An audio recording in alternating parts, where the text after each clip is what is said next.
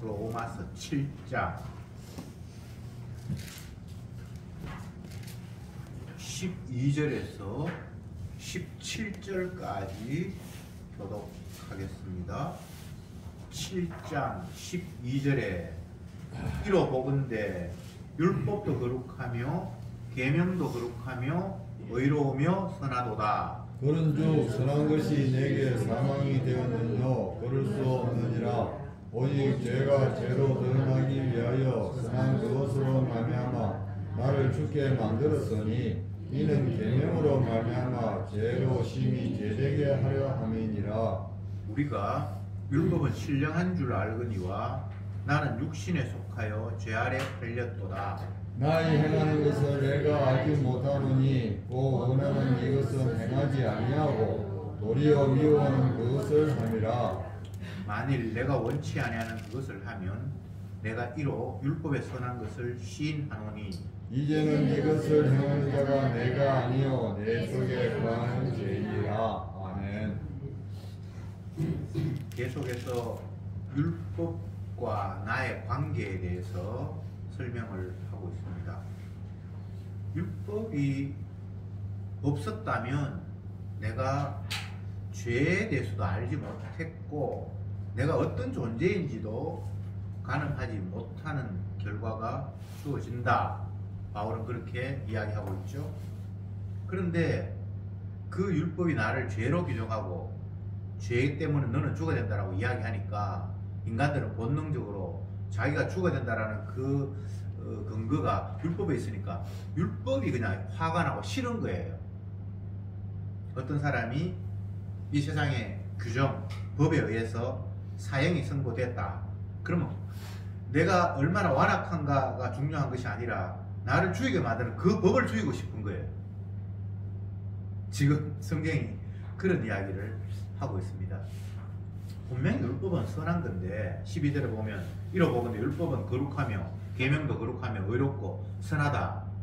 그런데 그 율법에 근거해서 내가 죽을 죄인이 되고 완악하다고 이렇게 판정이 되니까 율법 그 자체가 싫은 거예요. 이게 인간이라는 거죠.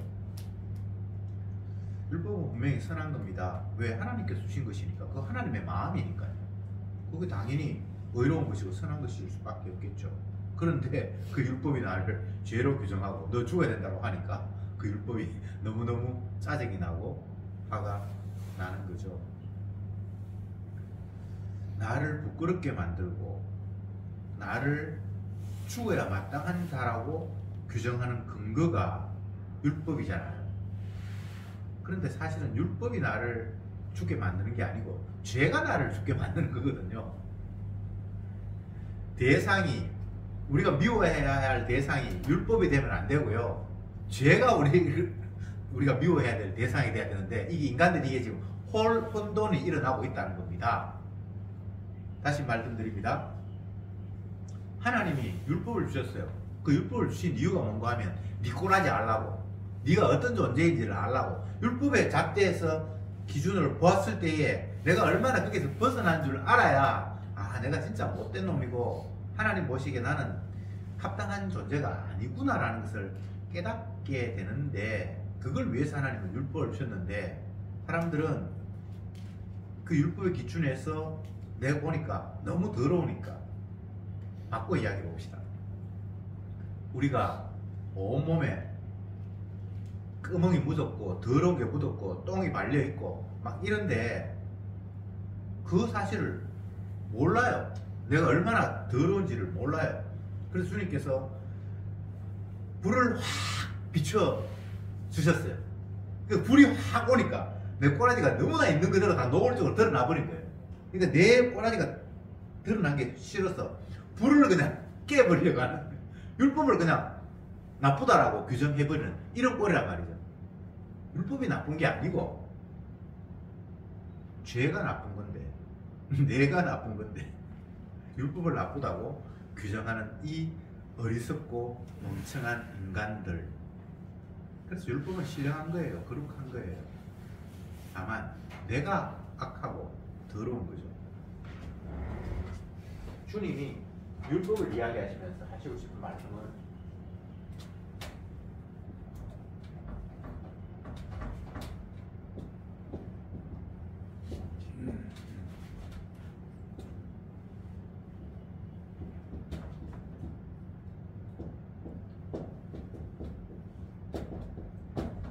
율법이 선하냐? 내가 선하냐?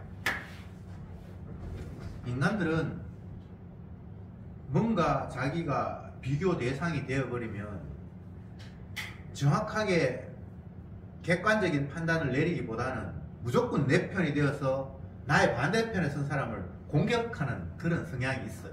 이유 여하를 막론하고 그게 선악과를 따먹고 스스로 신이 된 죄악된 모습이거든요. 내가 속한 나라가 있고 남의 나라가 있다. 그럼 이 대립이 일어난다면 이게 객관적으로 무엇이 맞을까를 생각하지 않고 내가 속한 것이 옳고 나의 반대편에 있는 사람은 악하다고 그냥 규정해버리는 거예요. 인간이 그래요. 길을 가다 보니까 아이들 2명이 막 싸움이 붙어서 난리가 났어요. 한 놈이 터졌고 한 놈은 공격을 했고, 그래서 그냥 그런가 보다 싶어서 지나가는 딱 보니까 그 터진 놈이 내 아들이라. 그러면 이게 상황이 객관적일 수가 없어요. 무조건 내 아들이 피해자고 나 아들의 반대편의 사람이 가해자라서 나쁜 사람이 되는 것이 인간들의 판단력이라 이 말입니다. 율법과 내가 있는데 율법이 없을 때는 나라는 존재를 알지를 못해요. 이게 하나님 말씀입니다. 우리가 생각할 때 그런 게 아니고 하나님께서 말씀하셨을 때 네가 네 꼴한 줄을 모르는데, 네가 얼마나 더러운 줄을 모르는데 내가 네 꼬라지를 알려주기 위해서 율법을 줬다. 그리고 율법이 오기 전에는 내 꼬라지를 몰랐는데 율법이 오니까 환한 불이 됐어. 나를 딱 비춰보니까 내가 너무나 더러운 게 발각이 돼버린 거예요. 그럴 때 인간이 어떻게 한다? 지 더러운 게 싫어서 불을 깨버린 거예요. 율법을 발로 차버리고 이 율법이 악한 거라고 그렇게 공격을 해댄다 이 말입니다. 율법은 신령한 건데, 근데 이런 이야기를 사도 바울이 하는 이유가 뭡니까? 사도 바울은 법 아는 자들에게 말한다. 7장에서 그렇게 시작을 해요. 하나님이 어떤 분인지, 주님께서 주신 계명이 어떤 것인지를 아는 자에게 내가 이야기를 한다. 쉽게 이야기하면 은혜 받아서 믿음을 가진 자에게 내가 다시 한번 이 율법에 대해서 설명을 할게 이 말입니다. 이거는 하나님을 알지 못하는 사람에 대해서 한 이야기가 아닙니다. 그런데 하나님을 알고 법을 아는 사람마저도 우리의 심령 가운데서 법이 왔을 때, 하나님 율법이 나를 비추어서 내가 죽을 죄인이라는 것을 깨닫게 했을 때 본능적으로 율법을 가리고 회피한다는 겁니다. 성도가 그렇다는, 이 안 믿는 사람 이야기하는 게 아니에요. 우리가 지금 이렇다는 거예요. 예수 믿는다고 하는 사람, 십자가를 알고 복음을 안다고 하는 우리가 이렇다는 거예요. 그러니까 15절을 보면 나의 행한 것을 내가 알지 못하노니 곧 원하는 이것은 행하지 아니하고 도리어 미워하는 것을 그것을 행함이라. 내가 바라고 소망하는 것은 하지도 못하고 반대로 내가 미워하는 것은 또 하게 되고, 이게 복음을 아는 사람들의 자기 솔직한 고백이에요. 하나님 말씀 비춰봤을 때 분명히 이건 하나님 뜻이고 옳다고 내가 알면도 불구하고 그거는 못하고, 반대로 이건 하면 안 돼, 이건 욕심이야, 이건 하나님을 배반하는 일이야, 이건 간음이야 라고 알고 있음에도 불구하고 그쪽으로 간다는 거예요. 성도 이야기입니다. 성도 아닌 사람 이야기하는 게 아니고 저와 여러분들에게 해당이 되는 이야기예요. 여러분 그렇잖아요. 하나님 말씀 비춰봐서 이건 내가 반드시 해야 된다고 생각하는데 그건 못하고 있고, 이건 안 돼, 이건 하나님이 싫어하는 것이야 라고 알고 있음에도 불구하고 나도 모르게 그쪽으로 끌려가잖아요. 이게 성도라는 거예요. 그러면 우리가 이런 내 자신을 볼 때에 어떤 생각이 듭니까? 주님이 나를 구원하셨고 당신의 백성으로 삼았다면 하나님의 말씀 앞에 복종하는 사람으로 좀 만들어주지. 분명히 선한 말씀이 있는데 그 말씀대로는 못하고 하나님이 하지 말라고 하는 것만 자꾸 하는 쪽으로 가도록 왜 우리를 그냥 내버려 두실까? 우리가 안 믿을 때에는 주님이 나에게 은혜를 주시지 않고 나에게 찾아오지 않을 때는 내가 그 모습 그대로 그냥 살아도 뭐 하나님께서 어차피 버린 자니까 괜찮은데, 이제 자기 백성이라고 삼았는데 왜 안 믿을 때 그 하나님을 알지 못할 때 그 상태 쪽으로 계속해서 우리를 가게 내버려 두셨는가라는 그런 불만, 또 때로는 뭐 의문, 좋게 표현하면 의무 이런 게 될 수가 있잖아요. 그런데 주님께서 이렇게 하신 이유가 16절에 보면 만일 내가 원치 않는 그것을 하면 내가 이로 율법이 선한 것을 시인하노니 이제는 이것을 행하는 자가 내가 아니요 내 속에 거하는 죄니라. 내가 하나님 원하는 것은 하지도 않고 하나님이 원치 않는 걸 한다. 그래서 내가 이게 좀 화가 난다. 이렇게 됐을 때 그래 네가 이미 그 생각 들은 거는 하나님 율법은 의롭고 선하다는 걸 지금 인정하는 거야. 그 말이에요.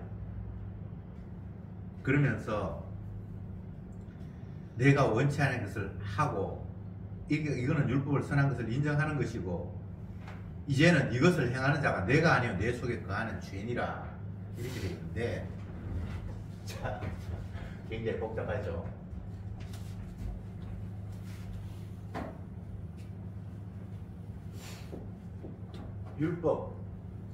율법과 정반대되는 삶을 살고 있어서 내가 괴롭잖아요. 성도 같으면 하나님 하라 그러는 걸 못하고 하지 마라 그러는 걸 하고 있는 내 모습 보면서 화가 나잖아요. 그 자체가 율법이 의롭고 이거는 만든 거다라고 시인하는 거라는 거죠. 맞죠? 율법이 틀리다 하면 그 율법의 기준에서 내가 살든 못 살든 그것 때문에 화를 내는 이유가 없는데 율법에 하나님께서 이렇게 말씀을 하시는데 그것대로 내가 못하는 내 모습을 보면서 화가 나는 것은 율법은 옳다고 네가 지금 인정하는 거다. 하나님 말씀은 그 참이라고 생각하는 거라는 거죠. 그런데 더 중요한 것은 그 말씀대로 마음대로 안 되는 그 모습 속에서 결국은 하나님의 뜻대로만 모든 일이 이루어져 가고 주님이 옳다라는 것을 드러내게 된다. 이런 쪽으로 결론이 납니다. 이게 지금 무슨 말인가? 쉽게 이야기하면 하나님이 자기의 의로움을 드러내기 위해서 우리를 죄인으로 만들어서 끌고 간다는 거예요.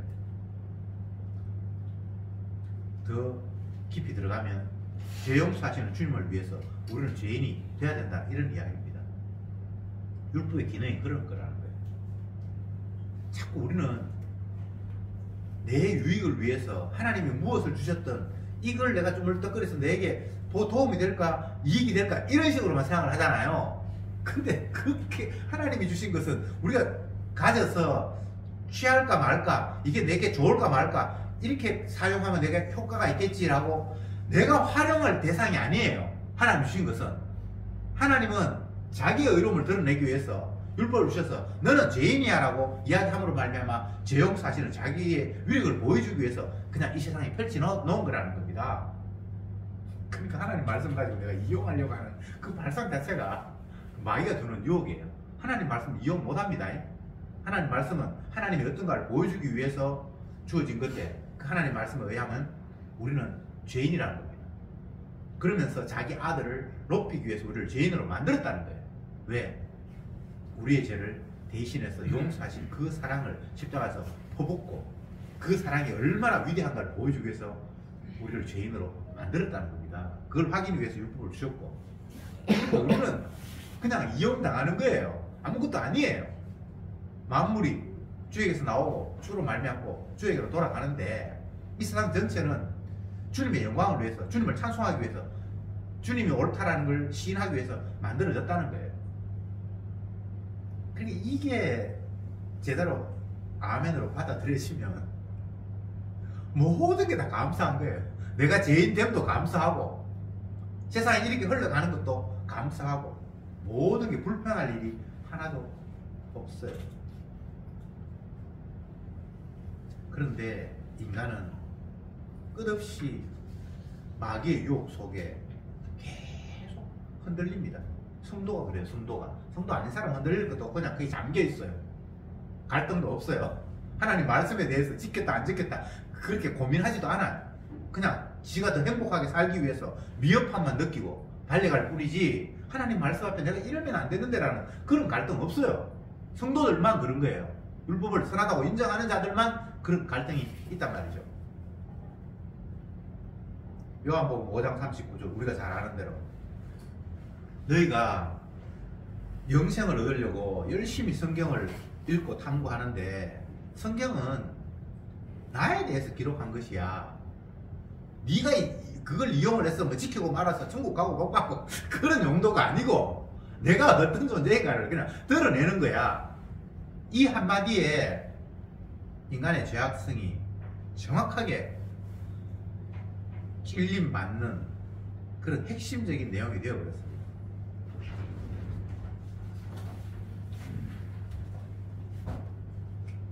성경이 마찬가지죠. 여기 율법. 성경은 하나님 말씀 율법인데 성경이 네 구원용 영생을 상관하는데 아니 성경이 우리 구원 얻을 용도가 아니에요. 율법이 우리를 뭐 잘되게 하고 하는 그런 용도가 아니에요. 뭡니까? 예수님이 누구냐? 이걸 이야기한다는 거예요. 그러니까 이 세상에서의 모든 관심은 하나님은 자기 아들에게 포커스를 맞춰놨어요. 아들이 세상의 주야. 이 아들을 통해서 세상은 지어졌고 이 아들만 영광을 받아야 되고 모든 피조물을 그 앞에 머리 숙이면서 주로 찬양해야 될 그런 구도가 이 세상이야. 그걸 위해서 하나님께서 말씀을 주셨어. 그렇게 주님은 이 하나님의 계시를 통해서 우리에게 알려주셨는데 마귀는 계속해서 거기에 나라는 존재를 집어넣어서 그러면 나는 어떻게 되는데 나는 어떻게 되는데 이렇게 자꾸 유혹한다는 거예요. 나는 주님의 주되심을 드러내기 위한 건 소품이에요. 소모품이에요. 꽃을 예쁘게 드러내기 위해서 그 밑에 받침대도 있고 뭐 이런 뭡니까 오아시스 같은 것도 있고 쟁반도 있고. 중요한 것은 쟁반이나 그 밑에 오아시스나 뭐 그런 게 아니고 꽃이잖아요. 예수님을 드러내기 위해서 우리는 그냥 꽃받침이고 밑에 그냥 소품이라는 거예요. 그런데 인간들은 마귀에게 속아서 소품인 내가 그래 예수님 빛나는 거 좋은데요 나도 빛나야 되잖아요 라고 그렇게 자꾸 뭔가를 걸친다는 거예요. 그게 마귀가 우리를 계속해서 속이기 때문에 내가 주도 아닌데 내가 주인 것처럼 착각하도록 만든다는 겁니다. 여러분이 주가 아니잖아요. 내가 주면 내가 세상을 만들어야 되는데 욥기에 보면 하나님께서 욥이 착각하고 있는 그런 상황에서 말씀하시잖아요. 내가 천지 만물을 만들 때에 네가 혹시 옆에서 하나님 이렇게 만들면 더 좋지 않습니까? 라고 한번 혼수를 든 적이 있냐? 이렇게 주님께서 말씀을 하셨어요. 내가 하늘을 만들 때 하늘에 구름을 둘 때에 하늘에 비를 예비할 때에 네가 주님 이건 이렇게 하면 좋겠습니다라고 한번 생각을 해본 적이 있냐? 생각 안 했죠. 우리가 뭐 그 근처에도 가입을 못했잖아요. 천지 만물을 만드시는데 우리가 어떻게 개입을 합니까? 그래 모르지. 모르면 가만히 있어. 네가 자꾸 나불나불거릴 상황이 아니야. 나는 네보다 훨씬 더 큰 것을 근본적으로 생각하면서 지금도 운행하고 있는데 너는 지극히 좁은 속에서 네 중심으로 모든 걸 생각하고 있잖아. 사막에 사람도 없고 생명체도 없고 풀 한 포기도 없고 모래밖에 없는데 그게 왜 내가 비를 내리는지 네 아냐? 어떻게 합니까? 하늘에서 비를 내리는 뭐 생명체를 살리기 위한 곡식을 있게 하기 위함이라고 자기는 생각하고 있는데 곡식이 있거나 생명체를 위해서 물을 주셔야 되는데 생명도 없는 사막에 하나님 비를 내 이유 모르죠. 바다에 수많은 고기가 있는데 그 고기들 가운데 혹시 어떤 고기가 먹을 걸 찾지 못해서 굶주리는 거에 대해서 네가 혹시 염려해 본 적이 있냐? 뭐 자연 환경을 보호한다 그러고 동물 보호 단체라고 그러고 그런 사람들한테 한번 물어보세요. 바다에 수많은 고기가 있는데 그 가운데 어떤 고기가 오늘 먹을 거 없어가지고 굶주리는 거에 대해서 걱정하는 그런 동물 보호 그런 사람이 있는지 지금 하나님이 무엇을 말씀하고 있는 거 하면 너는 네 중심으로 지금 착각하고 있다는 거예요. 세상의 중심은 예수님이고 나인데 너는 네 중심으로 동물 보호한다는 것도 그냥 지 주위에 있는 뭐 고양이나 개나 이런 거 보호하지 저 멀리 있는 지가 보이도 못하는 그런 거는 보호할 생각도 안 하잖아요. 그리고 이 동물 보호하는 게 아니고 네 좋아라고 지금 하는 짓을 네 중심이 되어 있다는 거예요. 자녀를 사랑한다? 자녀를 사랑하는 사람이 없어요. 지를 사랑하기 때문에 자기가 낳은 자녀가 귀하게 느껴지는 것 뿐이에요. 자녀가 말 안 듣고 하면 그냥 빨리 죽었으면 좋겠어요. 이게 여러분들에게 실감이 안 나는데 왕조 실록을 보세요. 자기 아들이 아버지가 하는 일을 반대하고 났으면 죽여요. 그게 특별한 악한 사람이 아니에요. 그런 환경이 되면 그래요. 그래서 인간은 지만 신이지 뭐 가족, 남편, 아내, 아버지 뭐 다 아니에요. 다 그냥 나에게 필요하기 때문에 아끼는 것 뿐이에요. 나에게 필요 없다 싶으면 손절합니다. 잘라버립니다. 우리 말에도 흔히 있잖아요. 호주에서 니를 파버린다고. 그게 농담 같기도 하고 애를 바로 세우기 위한 이야기일 수도 있지만 진짜 나에게 걸림돌이 되면 내 가족, 자녀 그냥 등 돌리고 싶습니다. 연예인들 가운데 재산 때문에 아들하고 뭐 싸우고 그런 거 많잖아요. 그게 특별히 악한 사람이 그렇다라고 그렇게 생각하지 마세요. 그게 저와 여러분입니다. 인간은 집밖에 몰라요. 그래서 하나님이 뭔가를 말씀하셔도 그걸 자기 이익을 위해서 이용하려고 생각하지 하나님 무엇을 원하는지에 대해서 그다지 관심이 없어요. 주님이 이 계명을 계시를 우리에게 주셨는데 주신 이유는 하나님이 어떤 분인가를 보여주기 위함이었잖아요.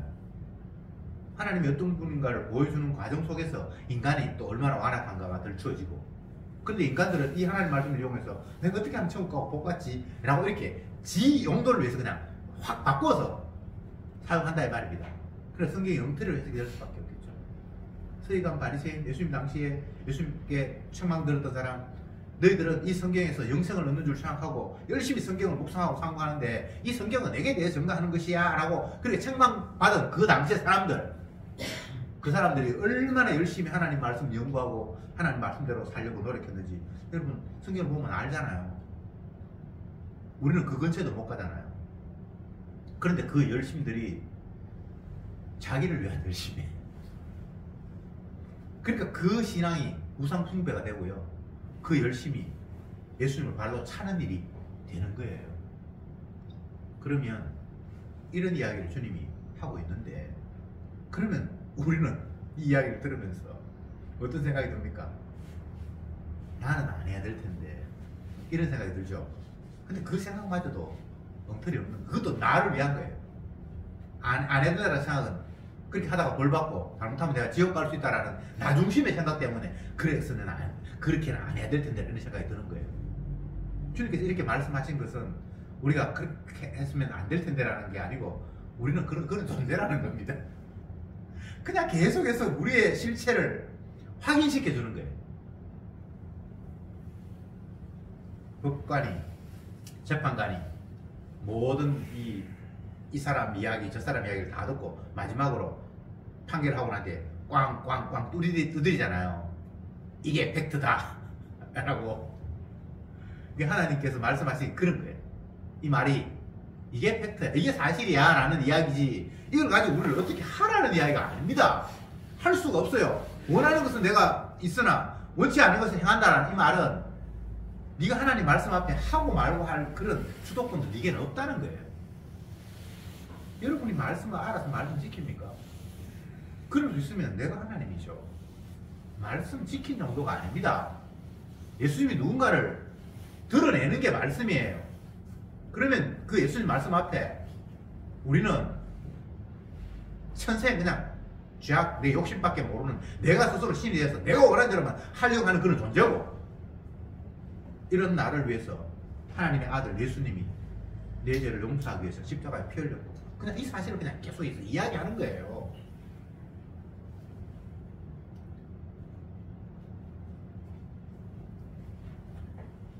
마태복음 11장에서 예수님이 이런 말씀하십니다. 세례 요한의 때부터 지금까지 천국은 침노를 당하나니 침노하는 자가 빼앗아간다. 하나님의 나라가 공격을 받고 있다는 거예요. 그게 어떤 의미입니까? 예수님께서 이 땅에 오셔서 하나님 나라에 대해서 제대로 지금 이야기를 하고 있는데 마귀가 계속해서 그 하나님 나라를 공격하고 엉터리 없는 하나님 나라를 유포하고 있다는 거예요. 이게 이 세상의 실체입니다. 지금도 주님께서 성령을 통해서 복음을 전하는 일을 하고 계시고요. 또 마귀는 그 하나님 나라를 흩트리면서 공격하는 그런 일들이 벌어지고 있는 거예요. 윤석열을 대통령도 쫓아내야 되냐, 복귀시켜야 되냐, 그 싸움이 아니고,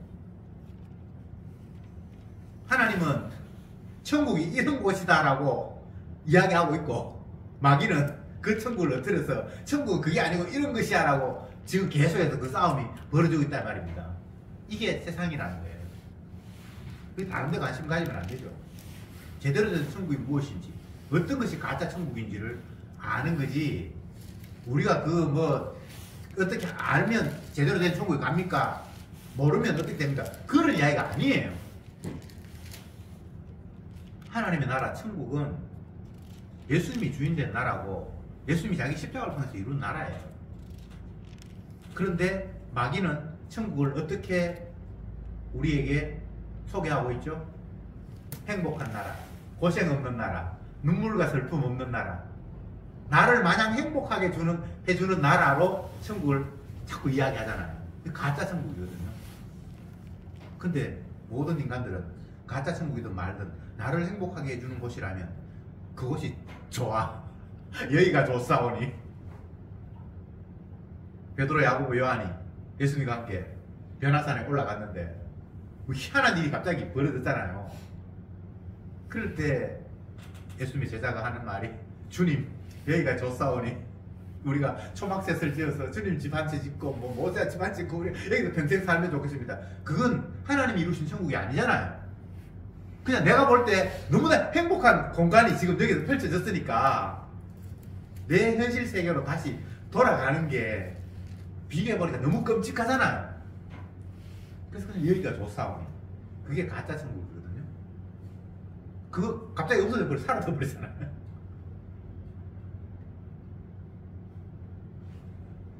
우리가 이 땅을 살아가면서 느끼는 문제, 모두가 다 진짜 하나님의 나라를 바라보고 사모하는 것이 아니라 가짜 하나님의 나라를 바라보고 사모하기 때문에 벌어지는 일이에요. 이 땅에서 벌어지는 모든 사태가 아픔, 고통, 눈물, 괴로움, 그게 가짜 천국을 기대하기 때문에 빚어지는 현상이에요. 진짜 하나님의 나라를 사모하는 사람들은 그 순간은 그런 걱정과 근심이 생길 수가 없어요.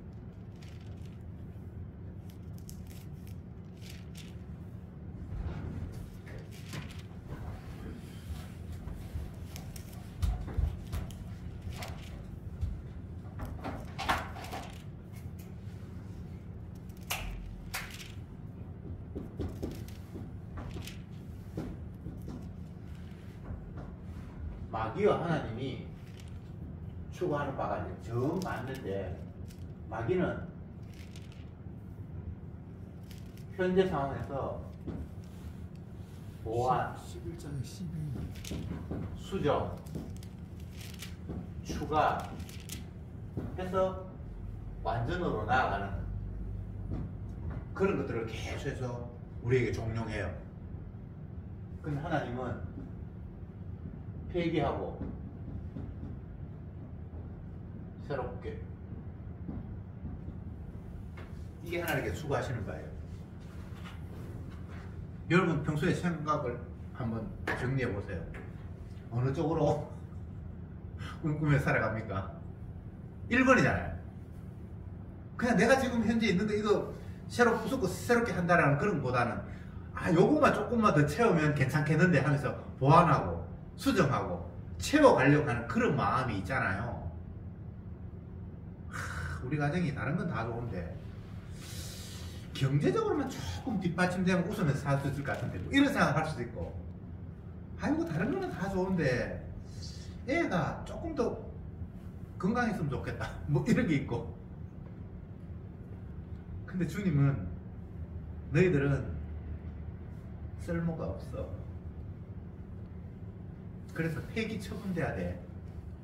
그리고 내가 너희를 새롭게 바꾸어 줄게.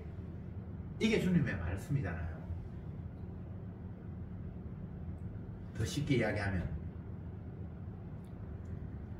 이 세상은 철거 대상이에요. 철거 대상. 재개발한다고 그 지역에 이제 전체 다 재개발이 돼가지고 빨간 테이프로 딱 해가지고 여기는 이제 철거 대상입니다. 이 세상에 그런 거고 내가 그런 거예요. 주님 말씀 앞에. 그런데 그 철거 대상 언제 부술지 모르는데 새롭게 지려고 지금 준비하고 있는데, 우리는 그 철거 대상 그쪽에서 뭔가 하나 더 이쁘게 꾸미고 자꾸 이런 식으로 뭔가를 생각하고 있다 이 말입니다. 그 철거 대상은 철거돼야 돼. 그리고 주님께 새롭게 지을 때 우리는 상상도 할 수 없는 새로운 것들이 만들어지는 거예요.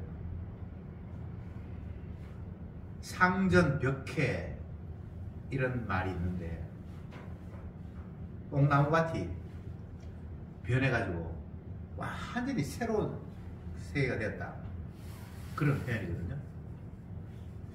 제가 현재 살고 있는 그 화봉동에 이사 온 지가 이제 한 15년 됐는데, 그 처음에 이사 올 때는 건너편에 송정이 그냥 그 늪이었어요. 갈대가 있고 물이 있고 아무것도 없었어요.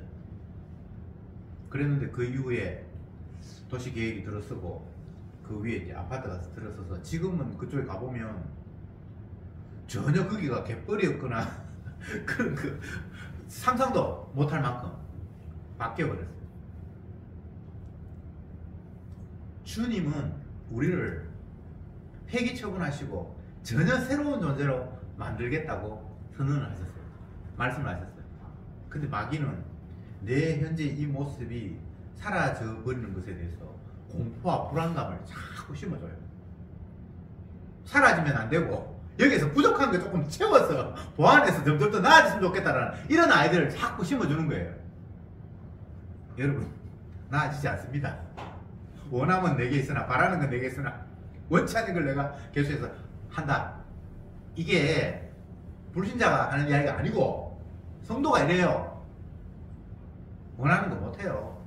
왜? 내가 원하는 세상대로 하나님 버려두지 않고 주님이 원하는 세상이 있고, 또 너는 주가 원하는 세상에 소품이 돼야지. 네가 원하는 데 돼버리면 네가 주인공이지 예수님이 주인공이 아니잖아. 그래서 우리는 평생 죄를 흘리면서 살아가는 거예요. 우리가 예수 죽인 것을 몸에 짊어지면 예수의 생명이 우리 몸에 나타나게 하려 합니다. 내가 날마다 죄인으로 드러나는 이유는 예수님의 십자가의 능력이 얼마나 대단한 걸 보여주기 위해서 하나님께서 그렇게 활용하신다는 거예요. 그러면 또 복음을 반대하는 사람들, 아이고 나는 그래도 바르게 살려고 생각했는데 바르게 못 사는구나, 이제 내 멋대로 살아버리자, 또 이런 아이디어가 나오겠죠. 내 멋대로 못 살아요. 그게 엉터리 없는 거예요. 내 멋대로 절대 못 삽니다. 주인이 따로 계시기 때문에. 여러분 어떻게 마음대로 살아요? 아무도 지 마음대로 사는 사람 없어요. 모두가 다 주님의 계획하에 움직여질 뿐입니다. 그걸 이제 성도가 눈치채는 거죠.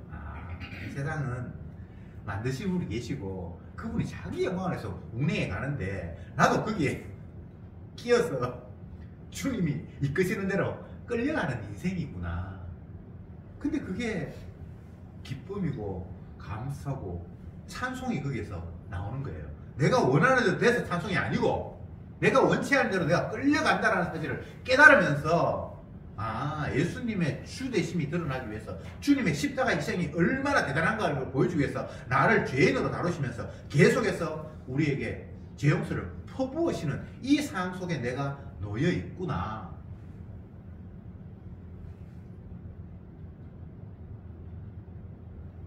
정수기가 얼마나 정수 능력이 뛰어난가를 보여주기 위해서 완전히 시궁창 같은 그런 물을 가지고 왔어요. 그래서 그 정수 과정 안에 집어 넣어버린단 말이에요.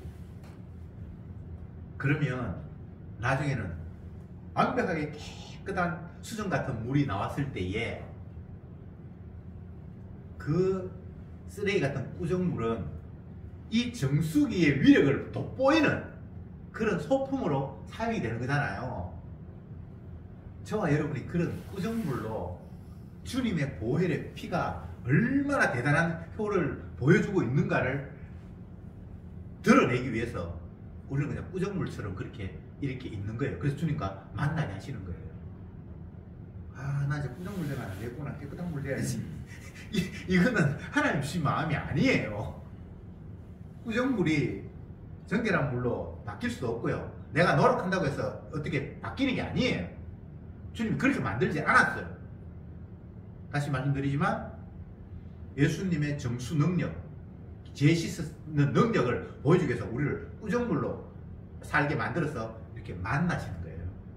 그런데 주님의 그 십자가의 능력이 작동했을 때 이 더러운 것들이 완벽하게 깨끗함으로 쏟아져 나오는, 그래서 온전하게 되었다, 내 자녀가 되었다, 거룩하고 흠이 없는 자가 되었다라고 주님께서 자기 작품을 자랑하시는 이 세상, 거기에 저와 여러분들이 동원된 거예요. 이게 성경이 이야기하는 내용입니다. 뭘 내가 어떻게 하고 앞으로 잘하고 결심해서 되는 일이 없잖아요. 작심 3일, 3일도 안 가요. 작심해가 3일 갑니까?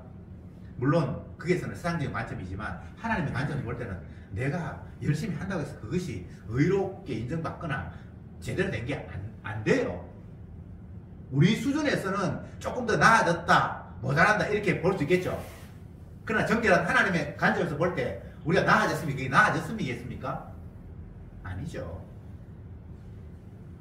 하나님 앞에는 해와 달도 정결하지 않은데 하물며 육신이겠냐 이렇게 이야기하고 있잖아요.